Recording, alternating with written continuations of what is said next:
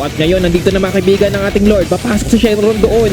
Nandito na ba magkakaroon ng malaking teamfight? Ultimate. Uy, napakagandang huli dito ni parang Jericho na kinopya dito ultimate, pero may pagsagot din naman mga kaibigan. Mukhang isa na ang tutumba, pero tatlo ang susumbag para sa team ng ESM at isa-isa na ang tumutumba. Double kill, triple kill.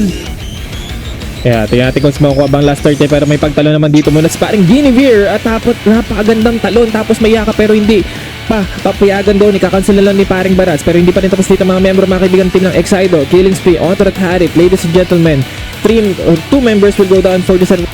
Ni mismong isustain yung lane niya, pero speaking of sustain the lane, tinapos din ng ating Varamis. Ladies and gentlemen, let's go to 2v3 situation. Pumasok na si Chip, pero patay pa rin yung ating Arnold. Kaso nga lang, the second time around, sinasabi ko sa inyo, kapag dalawa lang yan, hindi. Magiging apat to. Dikit-dikit na to eh. Wala ka naman nang tatawagin dito eh.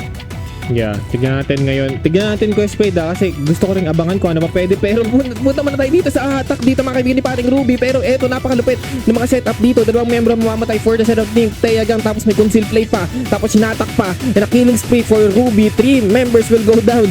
Napakabilis Kuya Spade. Grabe naman ang ginagawa nila dito. With a double kill again for Etong first turtle of the game. Tignan natin mga kaibigan dito sa ating turtle.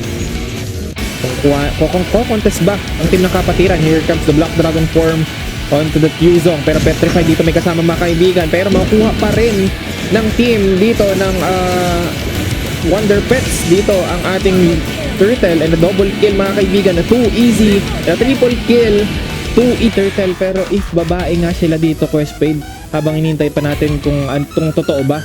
So, napakalakas nila dahil kompleto mga kaibigan. Pero speak of kompleto, nandito na mga membro, tatlo, laban si tatlo, sabay mag-ipit si Super Sora. Papasok naman dito mga kaibigan, si paring Tozu ay mamamatay doon, at si paring Tisa naman, iwawas-iwas pa ni paring Arlot, at hindi pa rin tapos. Tildan is trying to manipulate etong nag-red na Roger, pero King's Calling will be conducted. Ipit naman dito yung dalawang mga players ng Super Empress. Meanwhile, Super Empress nasa likod. Mga kaibigan, peace out. Uy, laban na. With 4v5 situation, Zaman first will be conducted. Tog Alter, napakabilis yung pagka-Tog Alter dito, pero napakalayo. Because yung para grabe naman to.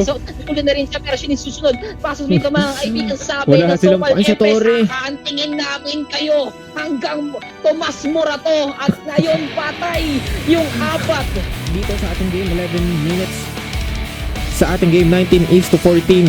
Tingnan natin, 17 seconds death timer for the second Lord. Mga kaibigan, here comes sa conceal. Naghahanap ng bibigyan si Sir Chip, pero sa ang una mabibigyan dito, mukhang isa-isa nang papatumbahin ng Teyagang. Pero ito na mga membro, mga kaibigan ng team ng mga kalaban, and this is the Lord. Ladies and gentlemen, pero hindi pa rin tapos si Fanny. 3 members will go down onto the side of the team Teyagang, and shut down 4 members ang mamamatay.